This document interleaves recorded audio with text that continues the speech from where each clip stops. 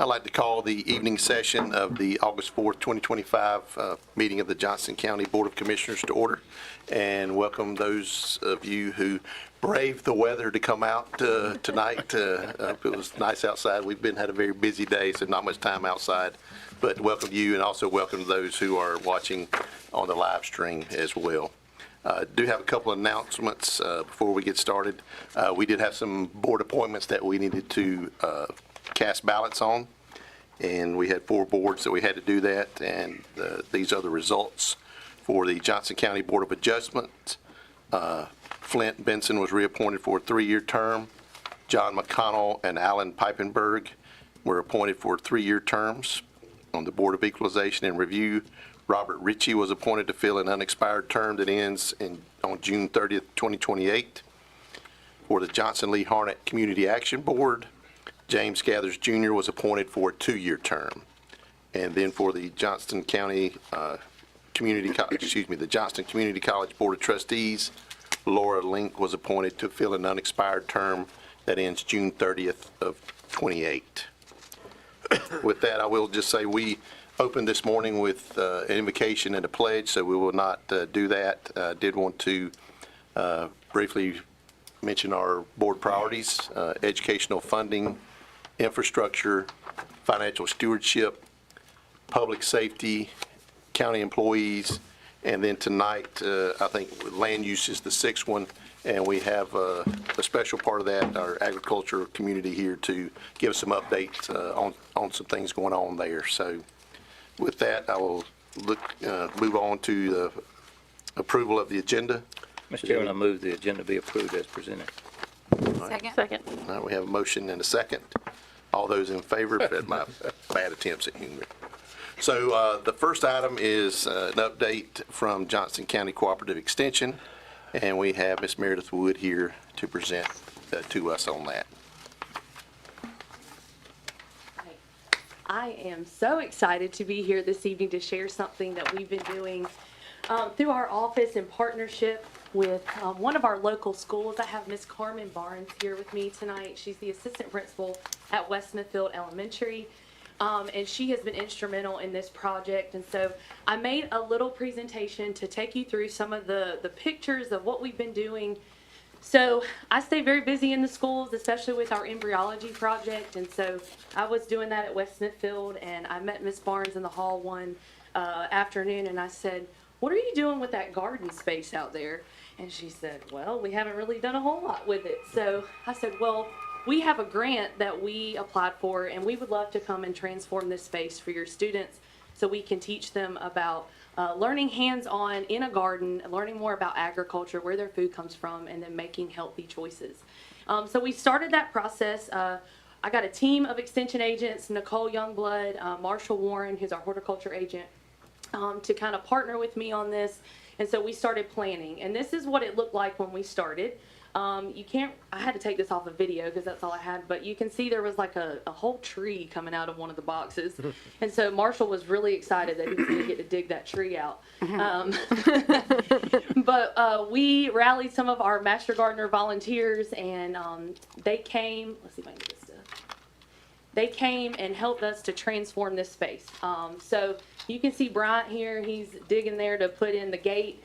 And we laid ground fabric. We had to tear out everything that was in there. I put this picture of my hand because the things that you never think you'll do as an extension agent, I learned how to lay irrigation. So that was a little bit of a messy job, but I'm thankful to be able to learn new things still, even at my age here in my career. And then there, yeah, it was pretty messy. But then we have our master gardeners there putting together our garden boxes as well. So, and you'll get to see that space. Could you go back real quick? Because yeah. I know a little bit about leaning on the shovel. I think I recognize. Okay, I know how to lean on the shovel. I thought it was a very good job, Brian. That actually took them a little while to do, actually. So, but the cool thing about the irrigation is we have that hooked up to the actual school, so they don't even have to water it. It comes on its own. So that has really improved the growth in the garden. here we are. We just decided to hold this here. We were excited. This was in the fall of last year, so you can see our Master Gardener volunteers here, and I'll mention some of those. Miss Barnes is in that photo, and Marshall Warren, he's the front one there, and he helped design the entire space for us to make it a good space for our kids to be able to use at the school. So then we partnered out with West Johnston High School. This was a partnership that Nicole Youngblood was able to do with their shop class. And so they were able to design and build these benches for us to put in the garden space. We decided to put colors on them so we could call them up by groups, by different colors, or just use it as a tool when we're out there in the garden. So that was really neat that we were able to pull other youth from the community in to help make this space what it is today. So this is what it looked like when we were finished. And so we have several garden boxes. The middle boxes that you see there are pollinator boxes. And so we jumped right into it in the spring, which was a little difficult because, we had to be mindful of what we're planting in the cold months. But we had Frank and Cynthia, who are two of our Master Gardener volunteers, who took on the project head on. That we could not do it without them, and they transplanted things from their own garden. So we decided we were going to have a salad party. So they grew lettuce, radishes, carrots, and so they got to plant those, and we did the 4th grade classes, and they came through. There was 4 groups, and they came through. It was 4 weeks, and so we saw them like every 4 weeks, each group. But we did that from February all the way till the end of school. So here are some of the kids. That was like one of the first radishes that we pulled out, or we were able to harvest. And I wish you could see the little girl's face beside me to the right, but her mouth is like wide open. Like she could not believe that they had grown this at their school. And then that's Miss Cynthia over there on the right. And so I think they were planting carrots, and so she was showing them how small the seeds were.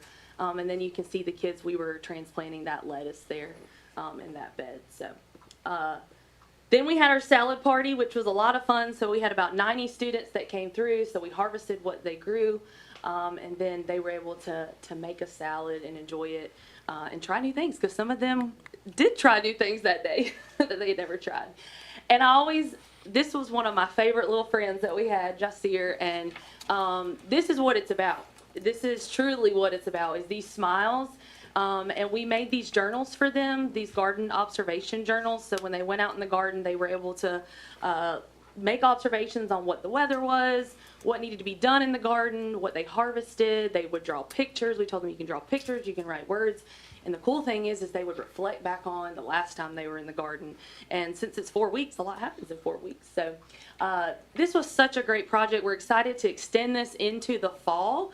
And like I said, our Master Gardeners are helping to uphold this space, but it's not too far for us, so we've been able to be over there this summer and harvest some things. But I wanted Miss Barnes to come and just share a little bit about what this means for her school. And Mr. McNeil, the principal there, has been great to work with as well. Yeah, we just can't thank the Extension Office enough for their time, their support, the finances. Move closer to the microphone. Yeah, thank you. But I think I would like to speak a little bit to West Smithfield. West Smithfield is a school that's been around for 20 years, but we're in a special situation because we don't really belong to a town or a specific community. So we're still trying to build community partners, and this has been one of the best partnerships ever. And I don't know if you can think back on your own elementary careers and think about that one experience that really changed your life or set you on a path. And I am absolutely confident that this experience that they had this year with the Extension Office and all of the gardeners and Meredith and Nicole has probably created some lifelong learners, possibly some farmers, but definitely kids that love science and these hands-on experiences. So we're still looking for community partners, so if anybody is of mind to come out to the schools and volunteer, we'd love to have you.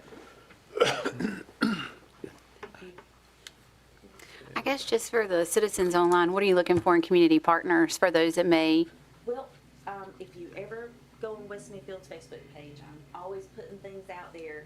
The last project, and I'm gonna come a little closer. Yes, please. Thank you. The last project that we advertised was adopting a teacher workroom.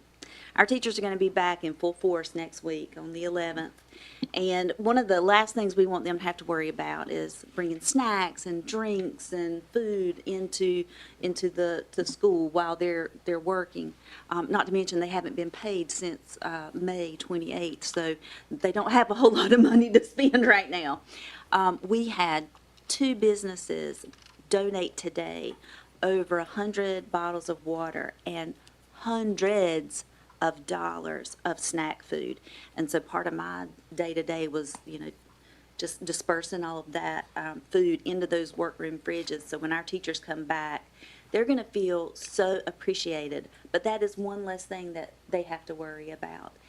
So anything like that, I would just ask community, small businesses, if you want to get free advertisement while still making a difference in your community, hit up your local elementary, middle, and high schools, because there's always a need that can be addressed. And I'm just so grateful for this woman right here, because I would have never dreamed that this was possible. And it was a year-long process that's going to have decades worth of returns.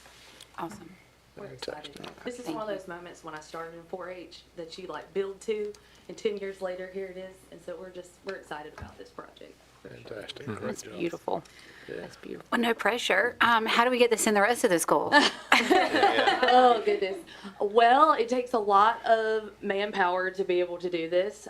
We could not do it without Frank and Cynthia. They are instrumental in this for the upkeep. And obviously it takes funding to be able to do this.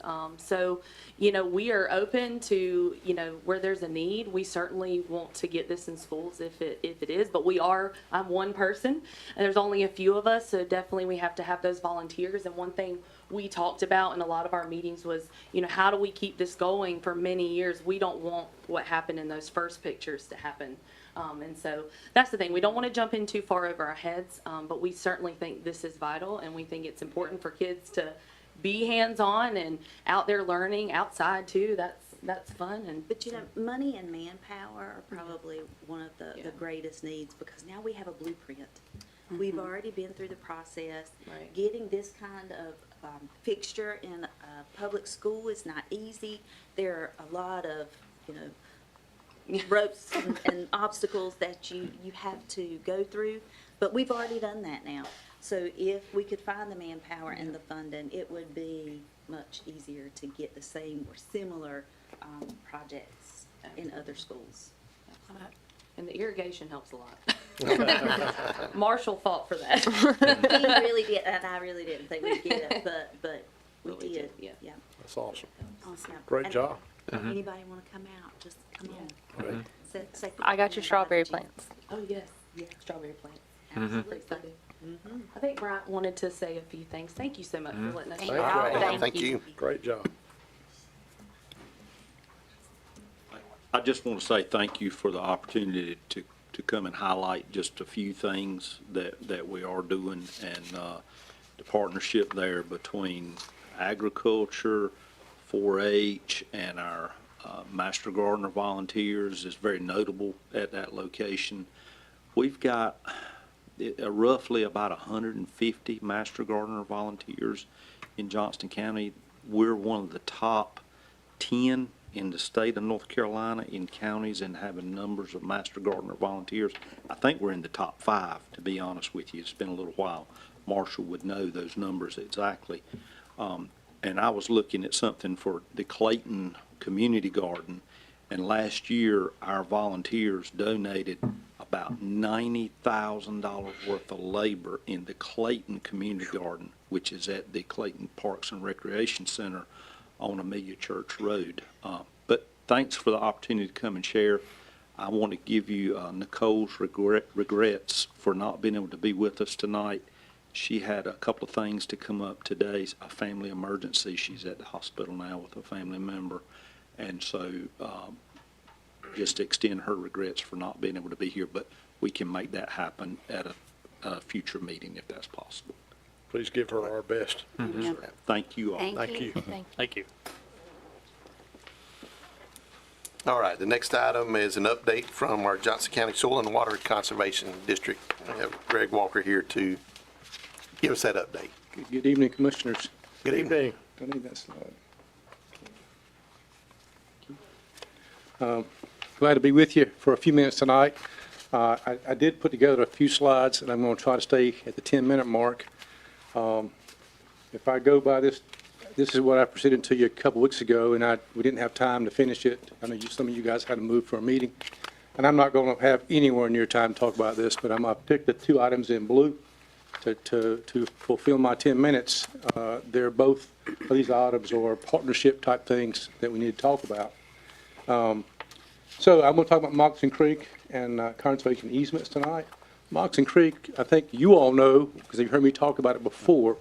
It's a project that was done in the 60s. It was a partnership by the USDA and the Johnston County Commissioners. And it was done to provide relief from chronic flooding and poor drainage in Selma and Pine Level areas. And in return, you're kind of responsible for maintaining that project channel, which hence is the Moccasin Creek Service District Board. We assist that board. So we are now in round two. I call it round two of my STRAP, or Stream Flow Rehabilitation funding, which has been really good to us. We've done pretty well with that grant. It's not a match grant, so we feel pretty good about getting that grant in here to Johnston County.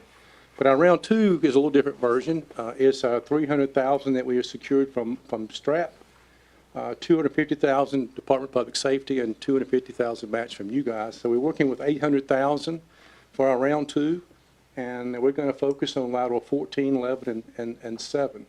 And we're working now under that $800,000 budget for survey design, permits, for preparation for bid and construction. So I'm taking a big guess at what we can bite off with that chunk of money. So hopefully I'm accurate. This next map I really had to swallow hard. Do I really want to put this on the screen or not? But really, I think maybe it's time for you guys to see it. This is Moccasin Creek watershed. I've got a lot of color on this map, which represents the channel, main channel, and laterals. It's 22.4 miles of channel and lateral channels. And it's a 7,400 acre watershed. So what's happened over time is a lot of grade control structures have been destroyed over time, not been replaced. So we're starting to see some symptoms of that problem. A couple hurricanes the past 10, 15 years have done considerable damage to it. And now we've got a watershed that's urbanizing quickly. So we've got some real issues to deal with. So if you look at the color code on the right chart at the top, the pink is kind of where we're saying that channel's in pretty good condition. Let's focus elsewhere. The orange, if you look closely, those are the 8 sites that we picked in our round one, which we thought were like critical, super critical, even public safety critical. And they are looking good. I'm going to show you a picture of one of them in a second. But the blue is where we're going next. That's lateral 14 on the left side, then lateral 11 is the biggie on top, then lateral 7 is running along the Norfolk Southern Railroad. So that's our next focus. So, Moccasin Creek it's a really difficult, because it's what it is a deepened and straightened swamp channel. And so if you straighten out a meandering channel, you're going to speed it up. And that speed is part of our issue. So that's what this I call it a beast. So we're kind of trying to tackle it a little piece at a time and learn a little bit as we go. So when we take a step forward, we're taking it pretty seriously. This is one of the places, I want you to look at that on the left, is when we started. That channel is, in that turn, is eating the travel way to top right. You cannot pass a pickup truck there anymore. The channel has moved outward from the left to right. You see, when we constructed, we moved it back inward and did considerable work on that bank. And that third picture on the right is a month after construction, and we had considerable flows. And the picture on the far right is about 2 weeks ago, so he's looking pretty good. I wish I could have mowed it for you. Get a better picture of it. That would have been too much. That would have been a moccasin in there or something. And this is kind of the flavor of what we're dealing with. This is part of lateral, just one piece of lateral 11. I could probably do 50 pictures just like this. But that's kind of things that we're dealing with. It's not an easy thing to handle. All right, I want to change gears and go to farmland preservation. This is a busy picture right here, but if I get my thoughts correct and cover what I want to cover here, I want to remind you, that we think we've talked, that that big grant we secured last fall, at $12 million. But in middle of June, we got noted, it got pulled back. So that really hurt our feelings, and it set us back. It set us back a year and a half.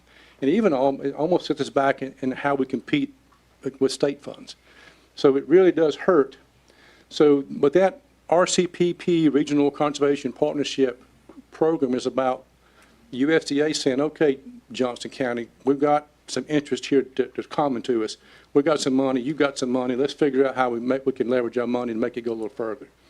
So that's what that grant's about. Hopefully, there's another opportunity coming up, Bill, this coming fall, but as of today, nothing's been announced yet. The ag growth zones is the Commissioner Troxler's version of trying to leverage other funds. So, you recall, as we jumped through all the hoops last summer on this grant, you all offered up $600,000 in that rollover money for 3 years running for our local match. Well, I took the liberty of taking that $600,000 obligation, and I go to the NCDA, and they're offering potentially one-to-one match against that. If that can be used at our discretion on any projects that we have that falls in our priority zone up here. Look at that map to the right. You see the white with the 1 in it, that's our priority 1. Bentonville, Meadow, priority 2, and then up around Clayton, that area, priority 3. That just says, okay, we're going to try to focus on number 1 if we can. Nothing isn't eligible. It's just on our ranking sheet, the ranking score sheet, that's where we want to kind of focus. So that's kind of what that's about. So it's a way of trying to leverage that dollar a little bit further. And I'm hoping we're going to be successful in that in a really tough state budget year.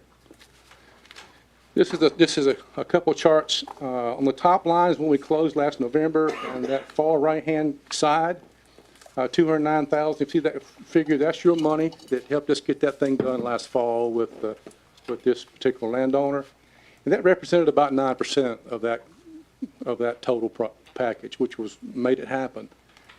The next three, I don't have I can do this. The next three have been on this screen too long. They can close tomorrow. We've done all our work. We're waiting on the USDA to pick it back up, and let's get this thing done. The trouble is, a lot of the team that the USDA had went out the door with that on the same flavor as that grant that we lost. A lot of employees are gone. They lost 60% of their team on their easement review team. So these right here are waiting on the USDA to pick them up. We pulled another one in. This is one that was in another batch, and we've got all those funds in place. If you look at those funds, guys, there's our federal match, right? There's our federal money in place, $1.7 million, and there's our state match, almost 1.7. They're all in place. I don't need any money from Johnston County on those 4. So that's good. Here's my next 6. I've got the federal funds in place to the tune of $3.4 million. And I'm waiting on the state of North Carolina to get that budget passed, and I'd love to get 3 or 4 of those. I've got my fingers crossed. It's going to be a tough year. So what I want you to see here on this one is part of that money that you awarded me last fall. This is what we put for each one of these 6. That allowed me to get that surveyor hired and that title attorney to go to work. So I've got our work done on these 6, almost ready to go. So I'm waiting on things to get in place. So we've done our work. So, and lastly, this is what really makes the losing that big grant sting. This is my next batch. The ones in yellow on top, they've signed a contract with us. And the ones below it in white would sign it tomorrow. If I'm not going to let them because we're so far out now to fund. And if you look, if I look at the value, this is 2,100 plus acres, almost 27 million in value. And we estimated that based on our current appraisals. If I'd had that $12 million in place, and if I use 50%, that's half of that. See, I've already got my $12 million spent. So that really hurts us. But I'll show you that slide to let you know that the interest is there. The interest is there. And some great farms on that list right there, and some landowners that are really interested in working with us. So I would be happy to answer any questions about the topic. I know I flew through that. So I would just ask, with the landowners that are interested, it seems 3 or 4 years ago, you were starting that education process, and I dare say your list wasn't that long. Right. But, and I know you'd recently had a meeting. Yeah. That, Had 40 people there. Okay, that's what I was going to say, so 40 people. Yeah. Well, so what's happened to generate that level of interest where that wasn't there 3 Well, or 4 years ago? I think that, in the course of all our work, talking to our farmers and landowners, this kind of topic comes up all the time. So it's very common in conversation among the farmers and landowners. I lost a farm last year, I lost another farm. Going up down the highway with a tractor is dangerous, that kind of talk. And so it's the conversation amongst our citizenry is tuning in to us. Well, I'm sure there's some part in the education that you and your staff are doing to make sure that people understand what the Well, we're the trying. program is, We're yeah. trying to educate them as to what it is. This is just one tool. And Yeah, it's I was just saying, don't sell yourself short, because I think y'all are doing a great Be job. modest. Yeah. I appreciate that. I think we are. And I really wanted to emphasize too, you look at the amount of money we've leveraged here, and we're bringing in a lot of funds, and I want you to be aware that that's pretty big. We're paying our way. Very good. So, any other questions or thoughts? I know we're going to have, I don't know. I've been told we're going to have another sign-up for this RCPP. And if we do, we're going to jump through them same little hoops, Rick, we did last year with this kind of thing. So, as soon as I know, I'll let you know. And so there'll be probably a short timeline. Yeah, so if you don't mind, could you go back to that very first slide? I know we've talked about 2 of the things, but can you touch on, it's always exciting when you talk about Yep. beaver management, but and hearing your stories, and I can't remember a young gentleman's name who tells those stories, but touch on what some of those other programs are, because it's not just Moxon Creek and conservation easements that you guys. The conservation work on. programs are our bread and butter. That's what we've been doing for 80 years. And so I've got 2 young employees that I'm bringing along, and I want them to be able to pick this program up and run with it. I want them to be comfortable with it and be able to have success with that bread and butter program. The soil health demo was simply, we got another grant to add another no-till drill. And as part of that grant, we had to do a little in the field demo. We had one of the supervisor's sons do a no-till drill demo with our drill. And it went really good. It's kind of fun to watch that and be a part of that. The third thing is really a very complex subject. Swine and dairy, we've got 5 swine producers that did not get contracts back during the COVID times. There were some funds in place to help them close the lagoon out. We have got all 5 under contract. The first 2 are done using conventional methods, which means you got to quantify how much waste nutrients you got, and you got to find a place to put it. You got to find a place to put it at agronomic rates. You got a short window of time in the spring of the year before that crop gets planted. So it's like the sun and the moon and the earth all got to line up. So it's tough to do that. But the big thing on this one is we have 3 contracts using an alternative method, which means we're trying to quantify that waste sludge, dry it down, where we can make a product out of it and ship it out of our area. Now that's a big deal. If anybody can get where they do that, they're going to make some money. That's going to be a huge, huge issue right on in the next 2 or 3 decades. The beaver, our guy Nick Ryan's a guy we got on board, and Nick is super popular. He's busy. His numbers are staggering at what he produces. He's probably one of the best trappers in the state, I imagine. So we like him, and we try to help him every time we get a chance to help him. And the volunteer ag districts, you're familiar with that. We've been doing that for a while, and it's part of our easement farmland preservation. It's part of it. Each of the funding sources recognize volunteer ag districts for points on your application. So it's a big deal. Thanks for letting me get that in there. Yeah. Any other questions? Great. I know y'all have been a great partner as we look at the land use and then the farmland preservation, and it's been great to work with, and we hope to continue to expand that. If we can get some federal dollars back in, Get everybody in. expand that and get back on track Moving. on that. And I do say I can remember meetings in there where you didn't come in with the pep in your step that you did tonight, but you were getting things off the ground. Yeah. So it's good to see that that long list Yeah. that you had there, Yeah. and thank you for the work you're doing. When is Thank you for the, the support. when is the next voluntary ag district meeting for, how many acres are gonna try to be involved in that Now, I program? should know that. We're probably going to call it the next couple, 3 weeks. We try to bunch them together, so when we get that group together, we don't have just a couple. We got a handful. Probably the last 2 years has been record, interest. I think we're going from 25,000 some change up to almost 28,000 acres. So it's, Annette's, well, she runs that show, so she That's keeps up awesome. with that. That's awesome. So can you explain, I know not all the folks watching know what a voluntary ag district is, so. Well, maybe everybody has seen the signs. If you ride through the county, you ought to be able to see one of those signs because they're all over, they're scattered all over. This is an effort I think the NCDA put together back in the early 2000s. And the idea was to call attention to farmland loss, trying to call attention to the importance of farmland in North Carolina. I guess the biggest industry in North Carolina. So the commissioner was really launched that. And so it's kind of, picked up speed in a lot of places, some not so much. But when you start looking at grants that come out of the NCDA and you start putting points on that, we paying attention to that. But I get a lot of calls about it and saying, development's coming next to me. Can I get one of them signs? So we have to kind of educate them a little bit. But we have grant money in place to get that sign for them and build that frame and bring it out to you.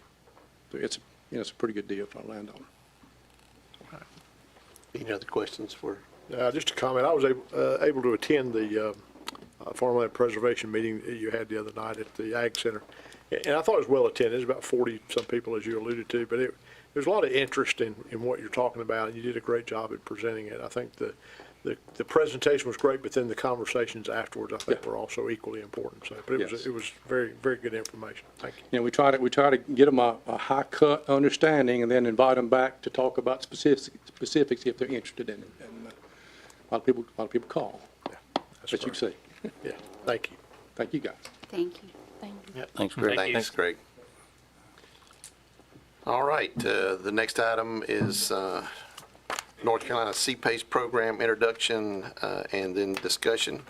And our county attorney, Jennifer Slusser, is here to present that to us. Yes, thank you so much for the opportunity to introduce to you the North Carolina CPACE program. As we know, commercial and industrial development in Johnston County is extraordinarily important and for the tax base and assisting us with being able to provide the services that we need to provide. And this is another tool in the toolbox, so to speak, for commercial and industrial development. So what is CPACE? In 2024, the General Assembly created the CPACE Act, and CPACE is Commercial Property Assessed Capital Expenditure Program.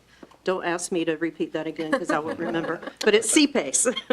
And what this does is it provides an additional financing mechanism for property owners to use private funds to finance improvements to eligible properties. And the intent of all of that is to drive economic development. The program allows property owners of qualifying commercial property to obtain long-term financing. And that is one of the things that makes this program very attractive to these commercial and industrial developers. This program, or these types of programs, are available in over 36 states. And from what I understand from the Economic Development Partnership of North Carolina, about $7 billion in private investment for thousands of properties have been included in these CPACE programs. So qualifying commercial property is considered property that's privately owned, and it's commercial, industrial, agricultural real property, and it can also include privately owned residential property of 5 or more dwelling units. So multifamily can be included as part of CPACE financing. It can also include, nonprofit charitable religious organizations.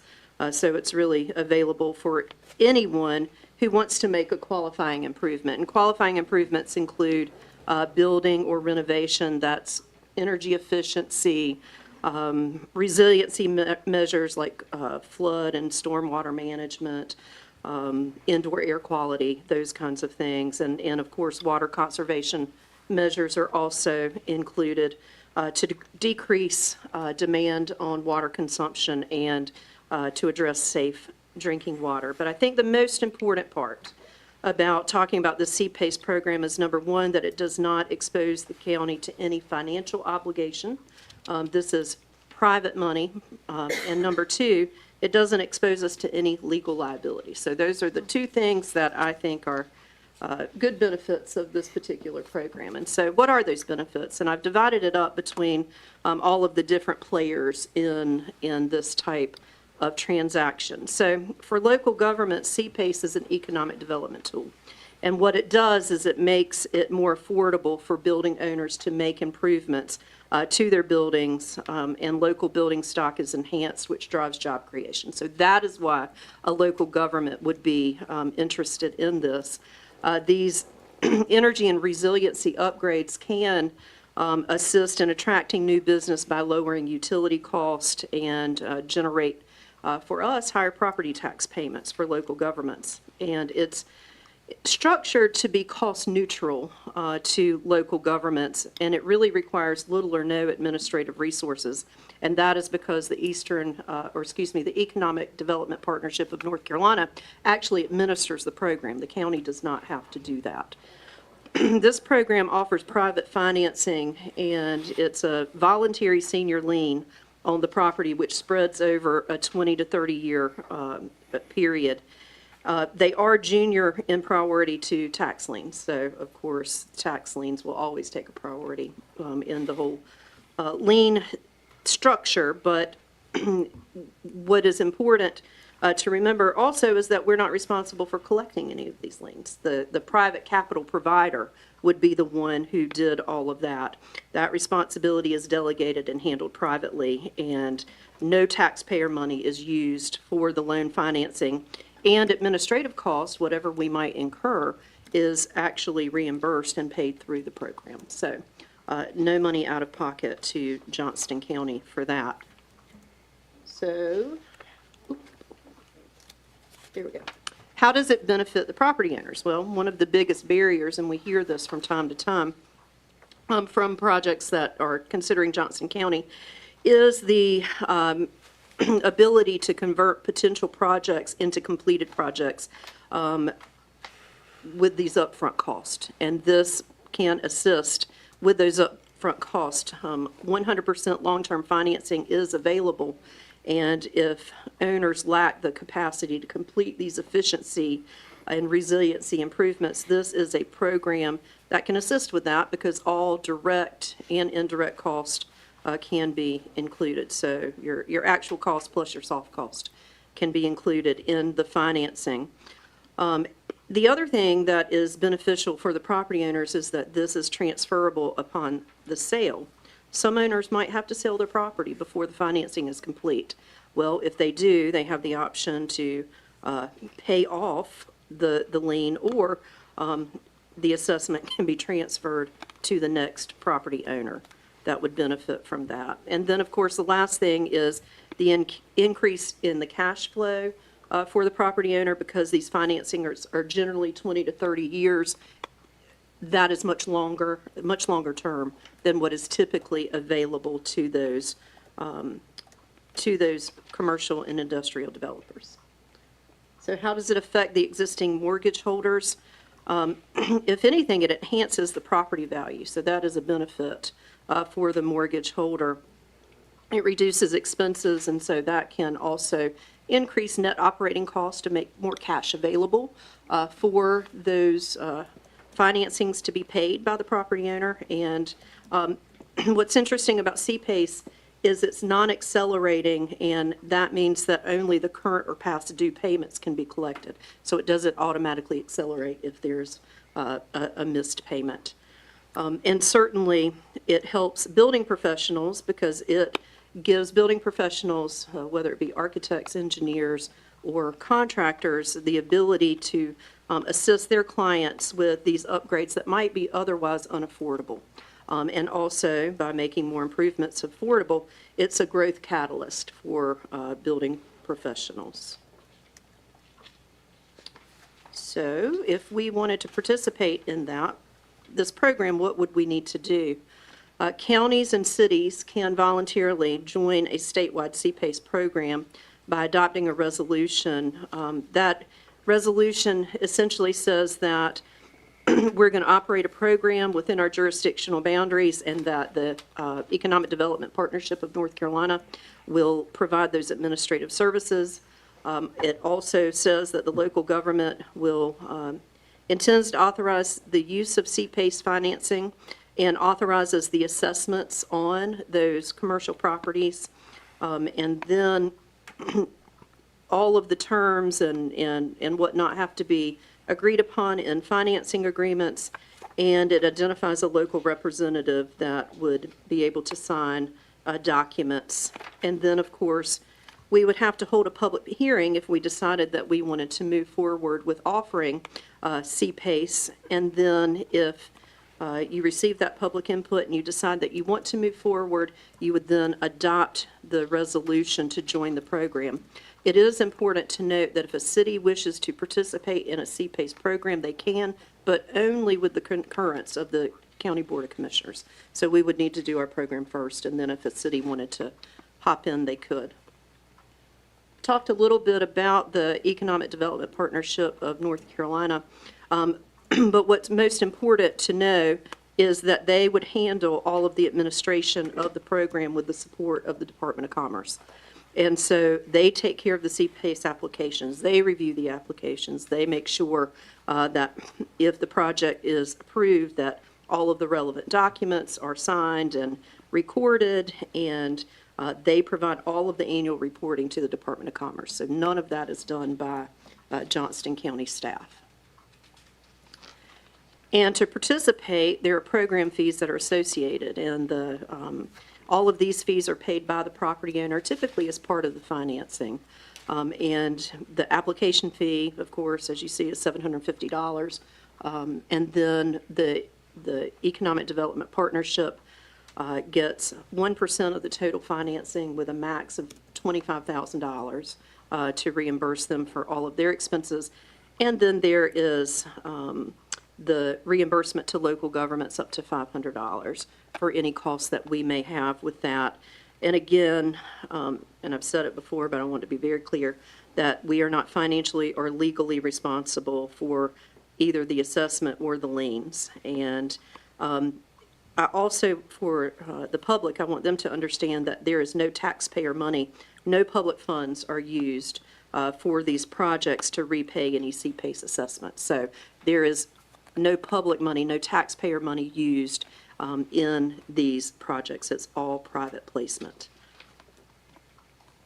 We talked a little bit about what the project eligibility is, and the way, another advantage of this kind of financing is that the installments and the payments don't have to be equal. That's something that can be negotiated between the private capital provider and the property owner. And of course, there's a process that you have to go through once a CPACE program has been implemented, and the capital provider works with the property owner to get all of the due diligence done. And once all the items have been received and reviewed and approved by the capital provider, then the parties will settle on those assessment terms and begin the application and closing process. And of course, billing, collection, and enforcement of CPACE and all of the CPACE liens are the sole responsibility of the capital providers. And the county really does not have a role in any of that. It's the capital providers that take care of all of that. So why join the CPACE program? These are the advantages. Number one, there's no financial or legal liability of the local government. Two, it does provide economic and environmental benefits. And then finally, Economic Development Partnership of North Carolina provides the majority of the administrative tasks, so the work of Johnston County staff is quite limited. So all I'm asking you to do tonight is take it under advisement, because I know that this is a lot, and I want you to think about it. And it's a complex program, but one in which could be a tool in the toolbox. And if you choose to move forward, then these would be the 3 steps that you would take. And of course, it would take a little bit of time for us to, get a public hearing and have all of that feedback, and then incorporate that into our final resolution to join the program, should you so choose to do that. But certainly, this is a tool in the toolbox that we wanted to share with you, since the legislature had made this program available.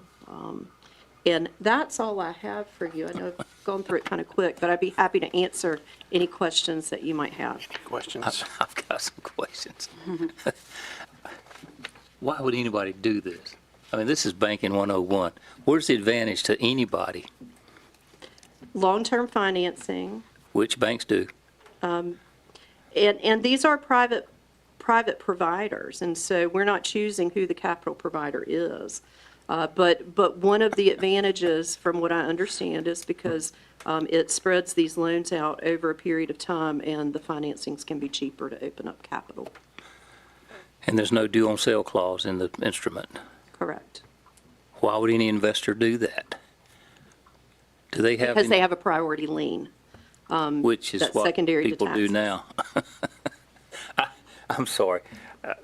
I'm sure there was good intent somewhere along here, but I don't see what this provides that the private market doesn't provide now. So it is the private market that's providing it. This is just an additional tool in the toolbox.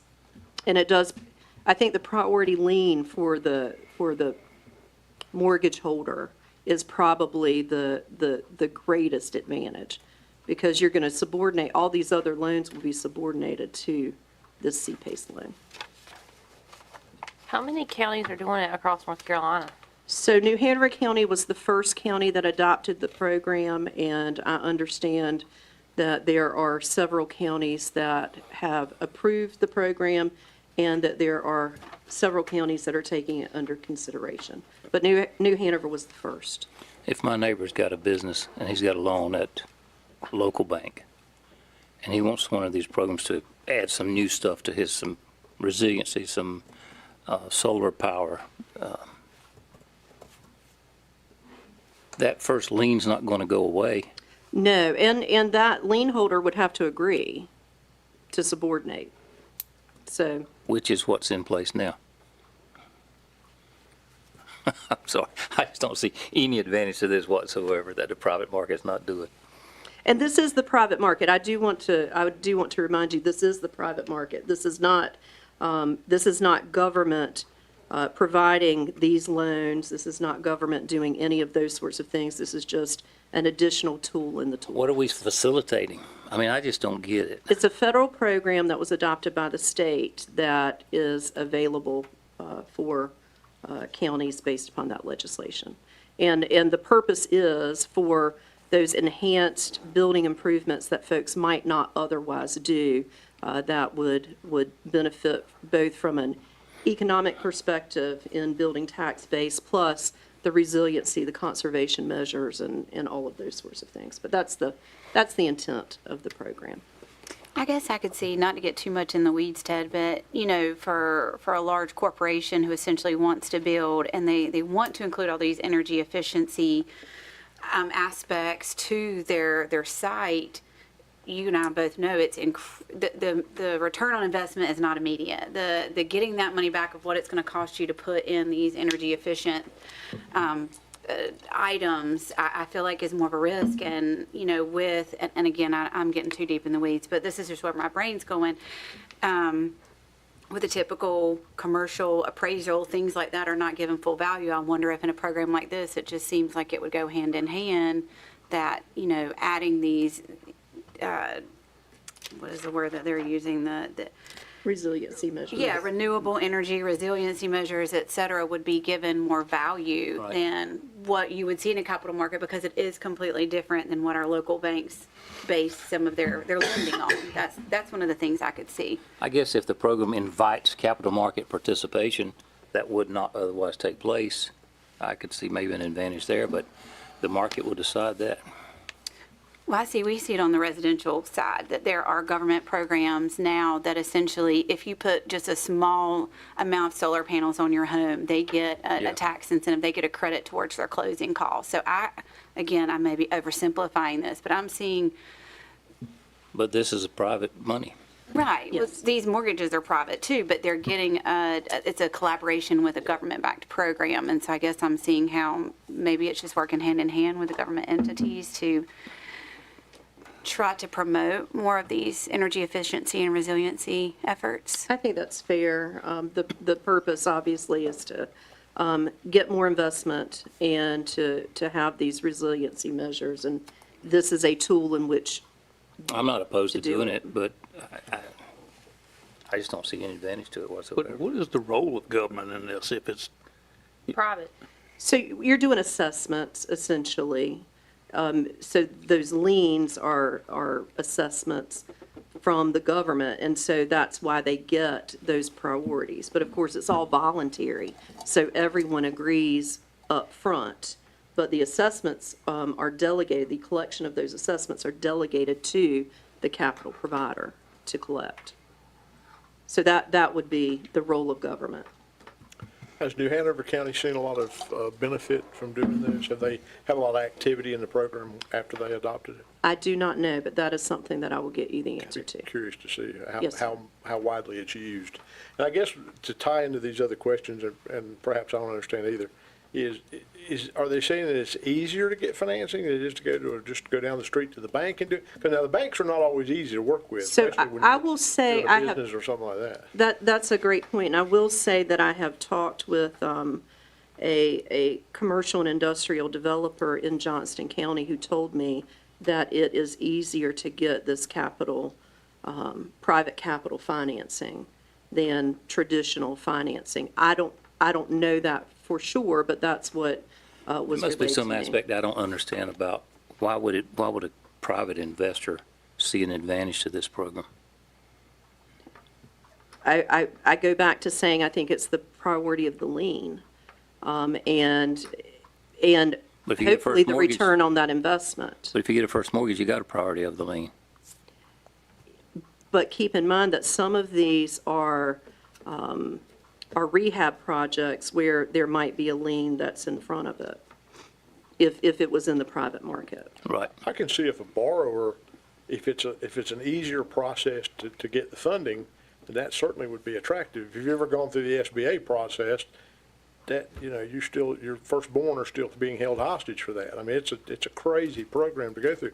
So if this is an easier process, I can see where it could be widely used. Otherwise, I'm like Mr. Govan, I don't really understand what the benefit is other than if it's just easier than going down the street to the bank.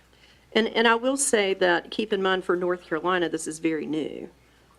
This legislation was just passed in '24. The Economic Development Partnership Toolkit was released in January. So it's very new in the process, which is the reason why I wanted to introduce it to you tonight, so you could think about it and we can come back with answers to the questions that you have, to be able to give you the information that you need to decide whether or not this is a tool that you want to put in the toolbox. I have a question when we say it's a government-backed program, but the government's not putting any money in this. Correct. No, So- no money. To the backing, is it just moral support or cheerleading? So the backing, the way that I look at it, the backing is we have to sign the financing documents and it's the assessment. So that's the benefit. Does that give it more credibility? Well, I don't know if it's more credibility, but I think that what it does is I think that it allows for collection at a higher priority than what it could be if they were second or third lien.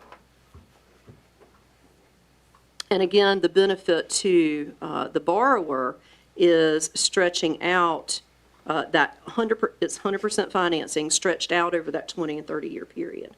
So that's the advantage to the borrower, is you've got more time to do the repayment.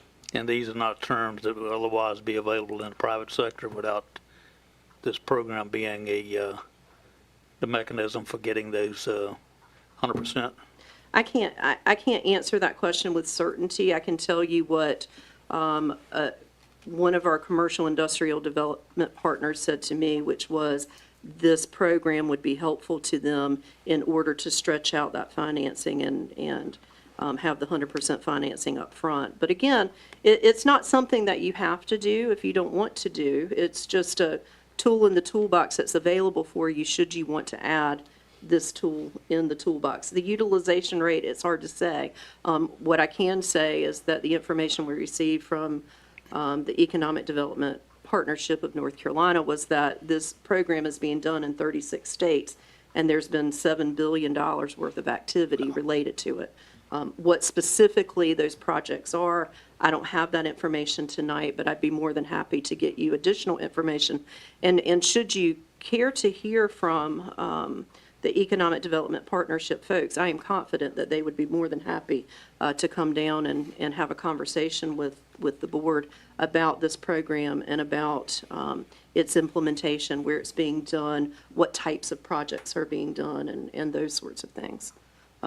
But before we did all of that, I just wanted to introduce it to you and see if that was something that you were interested in learning more about. And that's all I have. I was gonna say, I need to learn more about it to be able to understand. If you're interested in that. Well, let me do this for you. I will provide you, and for those of you who choose to have the information, I will send it to all of you, but there's a toolkit that is on the Economic Development Partnership's website, and there is a white paper that talks about this program. There are samples of the resolutions, there's samples of all kinds of things. Let me send you that, and you can take a look at what is on the website, and then formulate your additional questions, and we'll get you answers to those questions. I'm sorry if I've given you a hard time. I'm still a Jennifer Slusser fan. I did not take it that way at all, sir. I understand it's a complex program, and it has taken me a little bit to understand and figure it out. So I appreciate the time tonight. You did a great job presenting this. Thank you. Yeah. Thank you. All right. That brings us to manager reports and comments. All right. I'll turn it over to the board and Commissioner Stevens. I'll start with you. No, I'm still an idea we were talking about earlier. Just a reminder that tomorrow is National Night Out, and it's a great night for our communities to get out, get together, recognize and appreciate and meet our local emergency responders, law enforcement, et cetera. All right. Thank you. Nothing. No, sir. No report. I spent a couple of years as president of the chamber in Kinley when I was there with the bank, and that was a good time for the community. I mean, that small community really got together, and the maybe the people the police chased some nights that night played together. Mm-hmm. You know, it was a good time. All right. Commissioner Stovall, Nothing tonight. Commissioner Davis. I was going to say I was fortunate to see the community garden that was presented tonight, and it is really cool in person. Have the honor of serving on the Extension Advisory Council Board, and they took us on a field trip there last Monday night for our meeting, and it is really cool to see the space and being in that garden and all the stuff and the hard work, and being so proud of our Extension staff and our Master Gardener volunteers. Really cool. Really And cool. times changed. When I was in elementary school, every day everyone went home to work in a garden.